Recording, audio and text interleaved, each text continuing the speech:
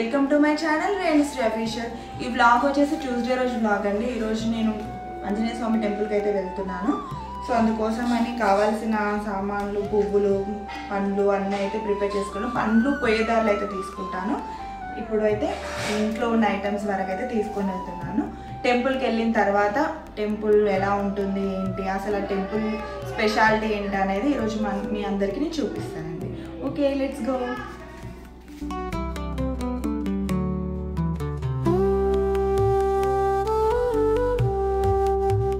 నేను మా హస్బెండ్ ఇద్దరం కలిసి టెంపుల్కి అయితే వెళ్తున్నాము. మా ఇంటి ముందు, మా ఇంటి పక్కన చాలా పూల చెట్లు ఉంటాయి.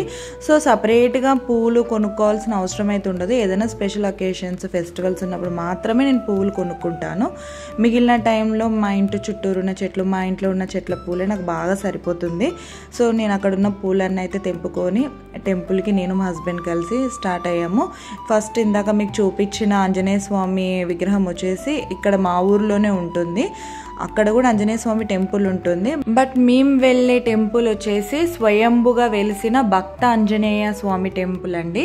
చాలా చాలా పవర్ఫుల్ ఆయన. అంటే ఇక్కడ ఉన్న ఆంజనేయ స్వామి టెంపుల్ ఆయన కూడా పవర్ఫుల్లే. అఫ్ కోర్స్ ఎక్కడైనా ఆంజనేయ స్వామి పవర్ఫుల్గానే ఉంటాడు.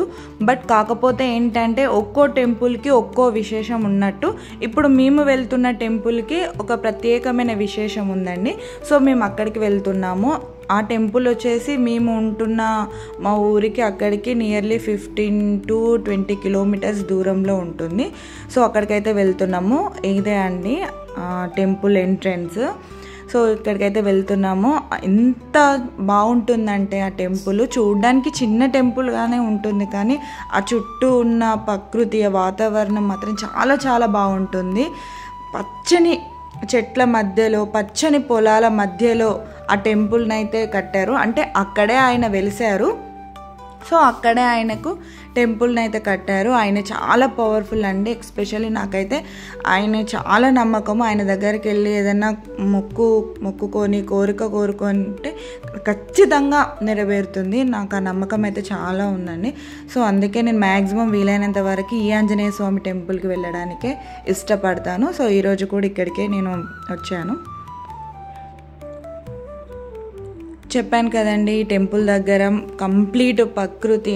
అసలు ఎలా అంటే మన టెంపుల్కి వచ్చామా లేకపోతే కంప్లీట్ ప్రకృతి లోపలికి వచ్చి ఉన్నామా అన్నట్టుగా అనిపిస్తుందండి. పచ్చని పొలాలు చాలా చాలా బాగుంటుంది.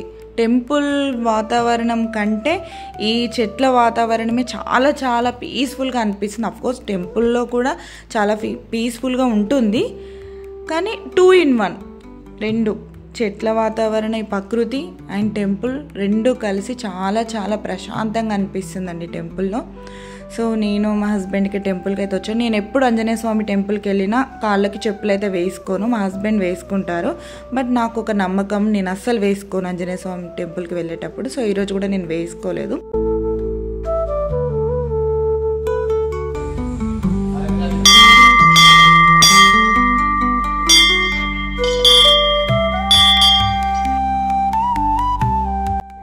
ఈయనే అండి స్వయంభుగా వెలిసిన భక్తాంజనేయ స్వామివారు.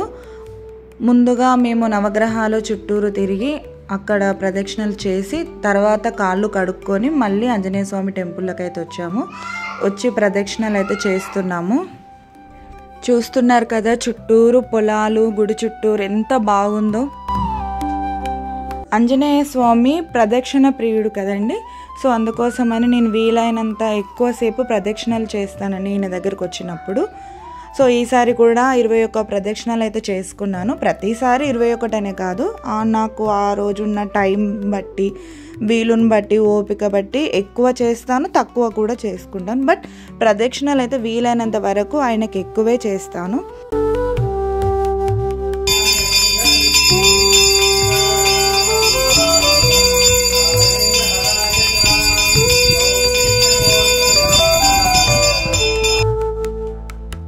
నేను ఏదైనా మొక్కాలి అనుకున్న ప్రదక్షిణల ద్వారానే ఎక్కువ మొక్కుతాను. అంటే నాకు ఈ కోరిక నెరవేరితే, నేను అనుకున్నది జరిగితే ఎన్ని ప్రదక్షిణలు చేస్తానో అనేసి బాగా మొక్కుకుంటానండి ఆంజనేయ స్వామికి. సో అలాగే 21 ప్రదక్షిణాలు అయితే చేసుకున్నాము.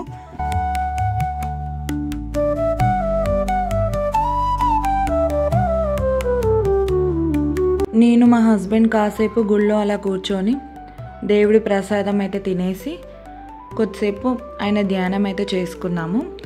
ఆ తర్వాత చెప్పాను కదండి, ఈ టెంపుల్ మొత్తం ప్రకృతిలో చుట్టూరు చెట్లు.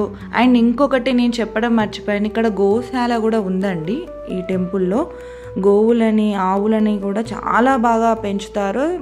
ఒక సపరేట్ ఒక గోశాల కూడా కట్టారు. ఈసారి చూపిద్దాం అనుకున్నాను, బట్ వీలవ్వలేదు. మా హస్బెండ్కి వర్క్ ఉందనేసి తొందరగా వెళ్దాం అనేసరికి టైం సరిపోక ఈసారి అయితే చూపించలేదు. బట్ నెక్స్ట్ టైం వచ్చినప్పుడు మీకు గోశాల కూడా చూపిస్తాను. రెగ్యులర్గా వస్తూ ఉంటాను ఈ టెంపుల్కి, కాబట్టి నెక్స్ట్ టైం వచ్చినప్పుడు పక్కా చూపిస్తాను గోశాల. ఇంకో స్పెషాలిటీ ఏంటంటే ఈ టెంపుల్కి ఆనుకోనే ఈ టెంపుల్ కోసమే మల్లెపూల తోట అయితే పెట్టారండి. ఒకసారి చూడండి ఎంత బాగుందో మల్లెపూల తోట.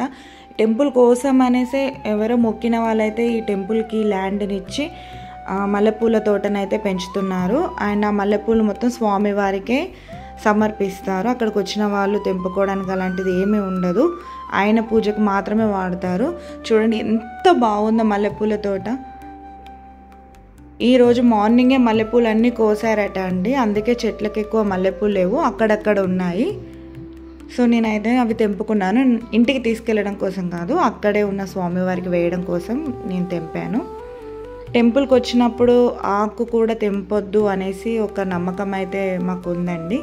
సో అందుకే ఏ టెంపుల్కి వెళ్ళినా అక్కడ ఉన్న వాతావరణంలో ఆ చెట్టుకున్న ఆకులు కానీ పువ్వులు కానీ అస్సలు నేను తెంపను. నేనని కదా, మా తెలిసిన వాళ్ళు ఎవరైనా సరే అలా తెంపరు.